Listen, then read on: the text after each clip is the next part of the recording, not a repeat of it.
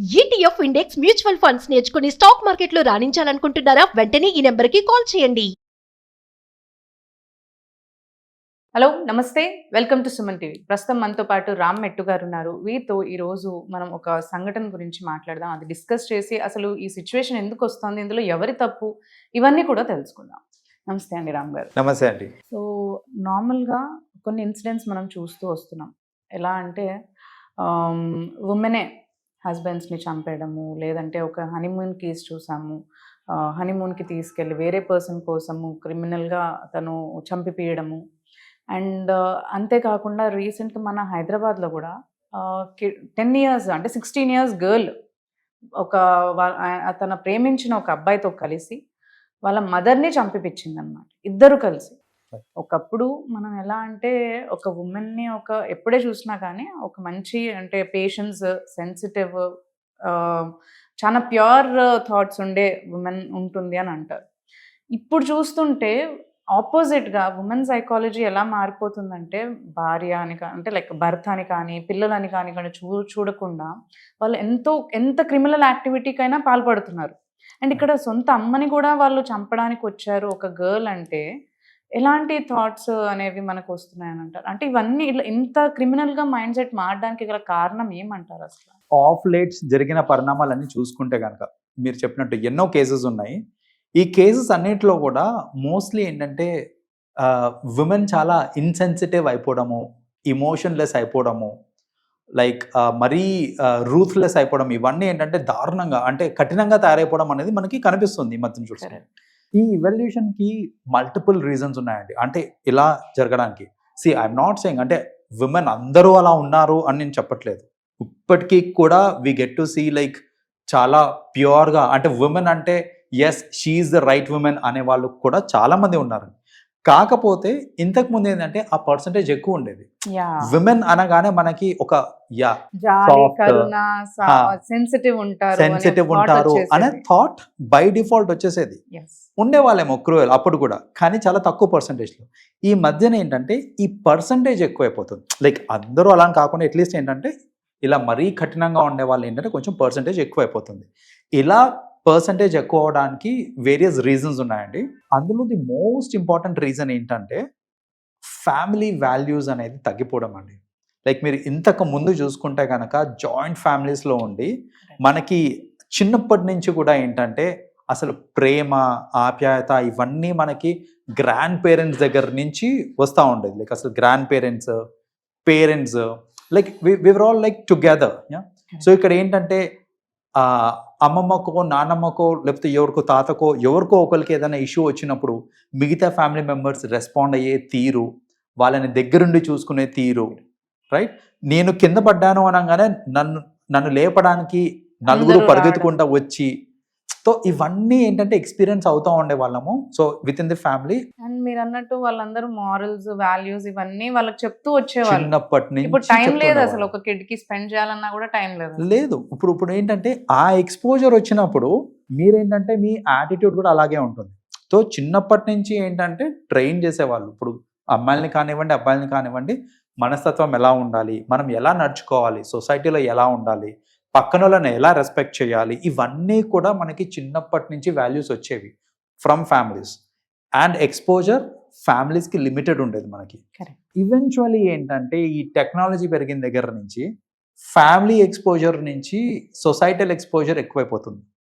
Like సొసైటీలో జరిగే దారుణాలు కానివ్వండి, అండ్ ఎక్కడో ఒక చిన్న అంటే అమ్మాయిల్ని అణిచివేస్తున్నారు, తొక్కేస్తున్నారు అనే రెబెలియస్ యాటిట్యూడ్ డెవలప్ అవ్వడం ఒకటి. అంటే ధైర్యం ఎక్కడి నుంచి వస్తుంది అంటారు అసలు? యూజువల్లీ ధైర్యం గురించి మాట్లాడాలి అంటే ఇక్కడ ఏంటంటే అంతకుముందు తప్పు చేస్తే ఏలైతే చూపించడానికి నలుగురు చుట్టుపక్కలే ఉండేవాళ్ళు.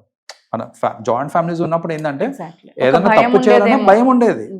నన్ను చూస్తున్నారు, I'm with other family members అనేసి. ఇప్పుడు అన్ని న్యూక్లియర్ ఫ్యామిలీస్ అయిపోయినాయి, ప్లస్ రిలొకేషన్ ఎక్కువ అయిపోయింది. అంటే నేను నా ఊర్లో ఉన్నాను అనుకోండి, నేను నా వీధి దాటినా అందరు తెలిసిన వాళ్ళే. నువ్వు ఎంత దూరం పోయినా ఊర్లో అందరు తెలిసిన వాళ్ళే ఉంటారు. నేను ఇప్పుడు కొత్త సిటీకి వచ్చిన తర్వాత లేకపోతే కొత్త ప్లేస్కి వచ్చిన తర్వాత ఎవరేం తెలియదు. సో నాకేంటంటే ఆ తెలియని ధైర్యము, ఫ్రీడమ్ ఇవన్నీ వచ్చేస్తుంటాయి అనమాట. ఎందుకంటే చుట్టుపక్కల ఎవరు లేరు కాబట్టి. చేసేవాళ్ళు. సో ఇప్పుడు నేను ఏం చేసినా ప్రాబ్లం అడిగేవారు లేదు, లేరు. అడిగేవారు లేదు అనేసి ఇది ఉంటుంది. దట్ ఈస్ అనదర్ రీజన్ ఈ యూనో ఇండిపెండెన్స్ రావటం అనేది. ఇంకొకటి అండి, ఈ ఎలిమెంట్ చాలా ఇంపాక్ట్ పడుతుంది పిల్లల మీద, స్పెషలీ గర్ల్ కిడ్స్ మీద ఇది చాలా ఇంపాక్ట్ పడుతుంది. ఏంటంటే మనం చూస్తుంటామండి కొన్ని ఫ్యామిలీస్లో తల్లి వాళ్ళ హస్బెండ్కి ఏ మాత్రం రెస్పెక్ట్ ఇవ్వకుండా మాట్లాడుతూ ఉంటుంది. అరిచేయటము, చిన్న తప్పులకి అరవటం. మేబీ అతను చేయాల్సిన పాట అతను చేయట్లేదు, వాట్ ఎవర్ ఇట్ ఈస్, అతను అప్ టు మార్క్ లేకపోయి ఉండొచ్చు. At the end of the day he is husband, right? So హస్బెండ్కి ఇవ్వాల్సిన రెస్పెక్ట్ హస్బెండ్కి ఇవ్వాలి. ఏదైనా ఇష్యూ ఉంది అని అంటే ప్రైవేట్గా మాట్లాడుకోండి. పిల్లల ముందే నువ్వు చాతగానోన్వి, నువ్వు దేనికి పనికిరావు అని పిల్లల ముందనే తిట్టి, ఒక మేల్ని తిట్టి, రైట్, ఆ రెబెలియస్ క్యారెక్టర్ని డిస్ప్లే చేస్తూ ఉంటే ఒక్కొక్కసారి ఫిజికలీ అబ్యూస్ కూడా చేస్తూ ఉంటారండి. తో అంటే తల్లి ఐ మీన్ యూనో వైఫ్ హస్బెండ్ని కొట్టడం in front of children.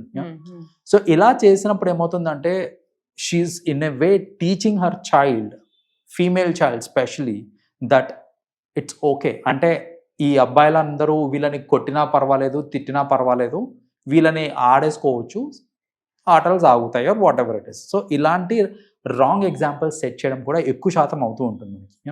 So అసలు ఫస్ట్ ఆఫ్ ఆల్ ఇలాంటి physical abuse in front of kids అనేది జరగకూడదు.